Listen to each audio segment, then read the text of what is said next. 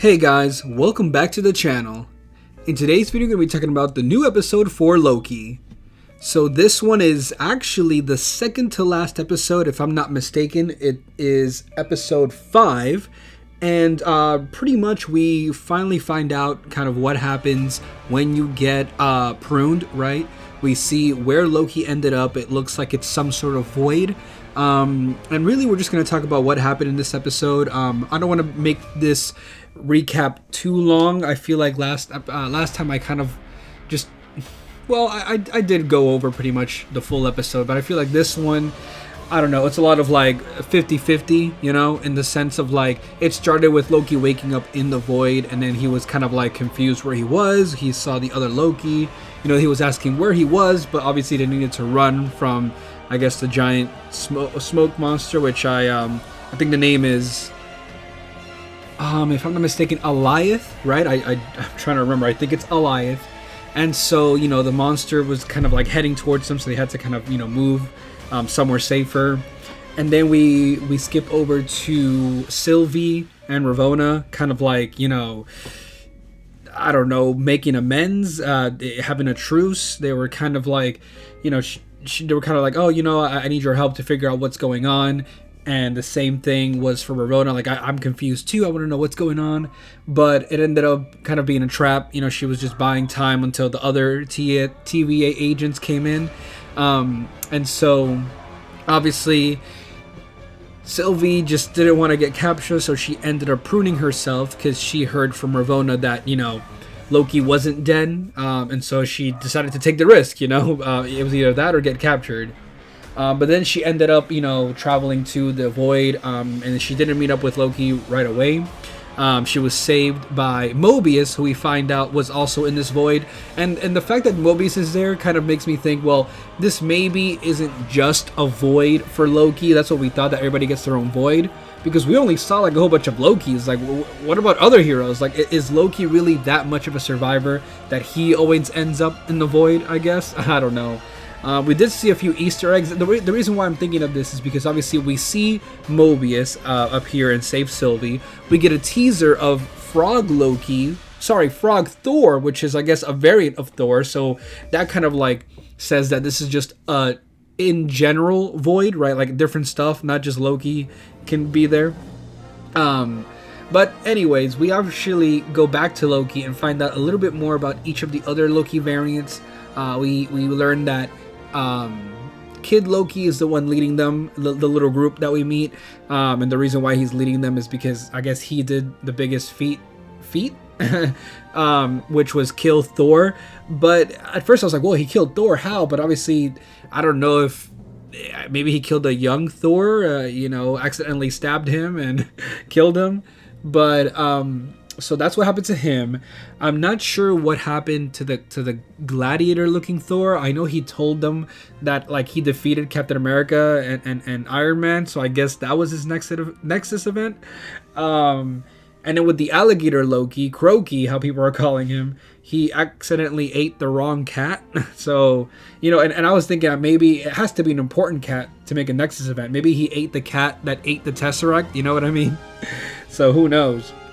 But then the most important one, or the most interesting one, out of all of those, is old Loki, classic Loki, which we find out is actually just an older version of our Loki, not just like an alternate version. It's literally old Loki. So this is maybe like a little bit of a teaser or a nod, better say, to the fans, where like our theory was that Loki was, because he always has projections, so we always thought that maybe he faked his death against Thanos and just made a projection, which is what I thought he should have done. But no, so this Loki actually, that kind of proves that our Loki did die. And then this Loki did what we wanted him to, and created a projection that was so real that even Thanos believed it, so he was able to get away. But obviously, you know, he stayed in hiding, and I can't believe that even after all that time, when he finally wanted to go see his brother, the TVAs are like, nah, you either stay dead or stay away, you know. So it's kind of unfortunate. But anyways, then Loki's like, you know, he asked for their help, but I don't know, they're not brave enough. So he goes out on his own, and then we see a whole bunch of other Lokis. And I think the most shocking thing is that we see, I guess, what was he called? President Loki, I guess I would say. Now, some people, I think they were like, oh yeah, I knew he was another variant, but I'm like, I don't know, like the way they had it structured in the trailers, it felt like that was the Loki we were following, and he was eventually gonna get this costume. You know, maybe he was gonna amass his whole army.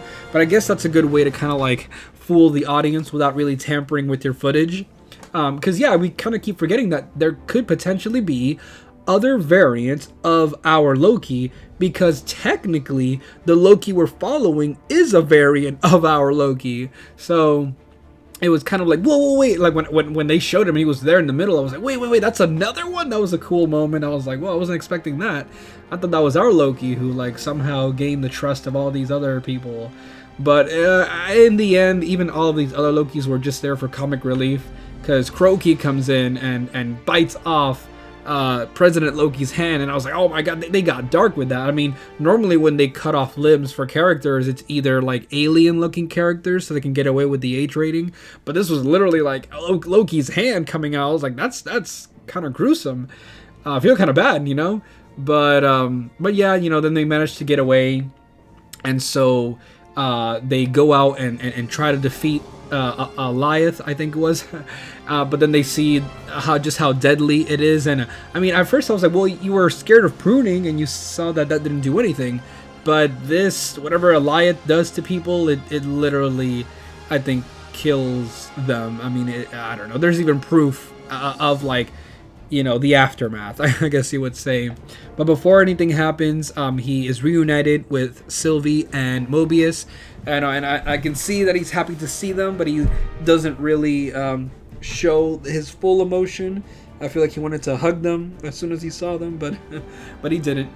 And then after that, we get a cute little moment with Sylvie. Or actually, before that, we cut back to Ravonna, and she has what was the soldier's name? B7 or something? B15? You know, the TVA soldier that was also freed by Sylvie. We found out she's being imprisoned because, you know, Ravonna wanted to get the information out of her, but really there was nothing really she had to say. Like, obviously Sylvie just wanted revenge, and she was gonna get it one way or another. So hopefully there's still more that we see from that character. Hopefully she breaks out, or we help her break out, and, you know, we see more of her, because I think that'd be pretty interesting to have someone else on our side. But again, after that, now we come back to Sylvie and Loki, and they have another cute moment together. This one, I think it's more implying that they do like each other. They're just not sure, because I guess it is weird to fall in love with yourself. Because, I mean, I kind of agree with it. I mean, I don't know if I ever found an alternate version of myself who's female. Like, unless we're completely different, I don't know how we wouldn't fall for each other, because it's like we're the perfect match, right? She's just like us. We like the same stuff, blah, blah, blah. So who knows? But I don't know. It's still kind of weird that, I don't know, they even like felt that way, because you don't have to fall in love with her. I mean, I know I said I would, but like, you know, you can't just be friends. I mean, it's like a family member. It's like your sister or something, like, you know. So luckily, I mean, they haven't gone really in depth with the relationship, and I know that maybe they won't do it just so they don't upset the fans, because now I know they even revealed that Loki was bisexual, so maybe like they don't want to like reveal something but then completely take it off. But even then, what would this be for Loki? It's not even like he's not attracted to another girl. This is like super narcissism. Like, you can't find anyone, so you end up being with yourself. But I mean, that's not true, because in the end, we do see that he has a lot of growth. Right before he says goodbye to Mobius, you know, they kind of hug it out, just showing how much this Loki has come. But obviously before that, they were hoping that the other Lokis would help, but I guess they each have their part to play.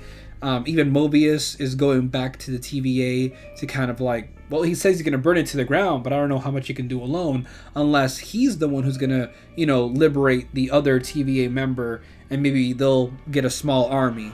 But you know what, even then, like, did they really kill that other girl that was enchanted by Sylvie? I mean, maybe she's still somewhere in the facility, who knows. But overall, I was definitely worried that they would end the episode right away, because it was definitely seeming like they were getting ready to fight and the music was epic and everything. I was like, yo, they can't end it in here. Please give us something. And they did. There was a little bit more action where Sylvie was trying to enchant the beast, and it looks like it was the best option. But they weren't sure how they were going to do it, so Loki tried to distract the monster. That way she can kind of like, enchant it, but it wasn't really taking the bait. And right before it attacked Sylvie, the classic Loki came in to save the day and created a giant illusion of Asgard, and that kind of got the Alliance attention, and just enough for Loki and Sylvie to kind of like gain control of Alliance's mind and kind of enchant him. But unfortunately, classic Loki gave all his energy but was killed in the end, I guess. Don't know if we'll find a way to bring him back, but hey. And after that, they opened up a path. They can see the mysterious castle, I guess, in the distance. Don't know who this might be, if this is the supposed Kang the Conqueror, or other theories I've heard that it's a character called the One Who Remains. It's like the last timekeeper ever. I don't know. So I guess we'll see. Hopefully the next episode is, I don't know, a whole hour long, maybe even more, hour 30 minutes, whatever, because it is the finale. But I mean, so far it's really good. At the time we're recording this, we do have Black Widow coming out literally tomorrow, or I guess as you guys are seeing this, it's out today. So I'm definitely going to do a review on that, but I don't think it's going to affect our the Phase 4 storyline so far. It might tease something, but who knows. But with that being said, I'm definitely excited for Loki. It's definitely my favorite series so far. Like I said before, it's Loki, WandaVision, then Falcon and Winter Soldier. I'm going to say this right now, for Falcon and Winter Soldier and WandaVision, I am thinking about doing a retrospective, but I'm gonna do it in a podcast because I want to do both at once. I don't know how many other videos I might do that, but I feel like if it's a long topic, I will turn it into a podcast. As of me recording this, I just uploaded my first podcast about Pixar and my thoughts on Luca and the more recent Pixar movies so far.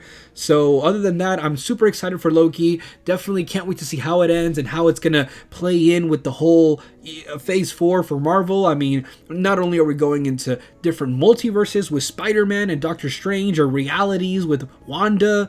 I mean, how is Loki gonna affect everything? I mean, we literally have variants of people, which I think might be how they explain Spider-Man and Tobey Maguire and Andrew Garfield's versions, right? Instead of being kind of like alternate timelines, I think since there's only one real timeline, I guess those are variants.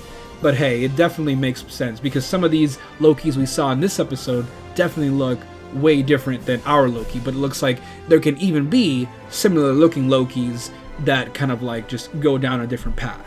But hey, with that being said, thank you so much for watching. I know I said I wanted to make this short, but you kind of always have your own opinions to throw in. So yeah, thank you for watching. Make sure to leave a like and subscribe so you don't miss out on anything else that I upload. And until next time, bye.